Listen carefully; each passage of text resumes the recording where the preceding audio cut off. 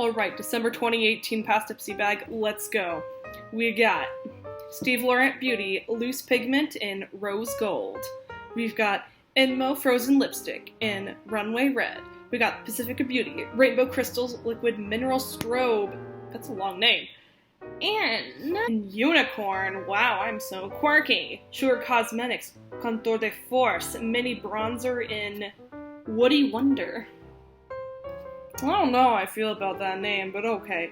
We got Dr. Lip with 2 P's, Moisturizing Color Tint in Sweet Potato, which is a little odd because it might have sweet potato in it, but usually when I think sweet potato, I think orange, but it's like a red magenta color. I guess I got 6 things. Well, there's a Farah brush. It's a blending brush. I didn't do anything about this in the video, but like I can tell you from memory that it was like, you know, it was a good brush. Decent brush, nothing special, like we been new. So I'm kind of taking a day off of makeup today because I'm lazy. And because I had like that lip pigment thingy from my ipsy bag that I put with the lipstick, I decided to wear it today. And I mean, it's a lip balm. Like it feels nice and moisturizing. It's a little, not tacky, it's just really thick. Like I had to squeeze it quite a few times to get some out. But like it's not giving any pigment to my lips like it said it was supposed to. So I don't know, like I don't dislike it as a lip balm, but I feel lied to. So I just put the glitter on my eyes. And I forgot to put on eye primer, but like honestly my eye primer that I'm using right now isn't that good anyway, so.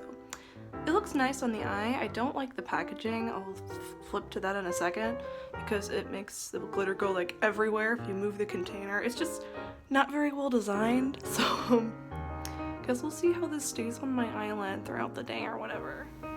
See, like look at this. Like it's not contained well at all. Like there's glitter all over the sides of like where you put the lid on. I had to dump a bunch of it like in the sink so it doesn't get all over my bathroom and everything.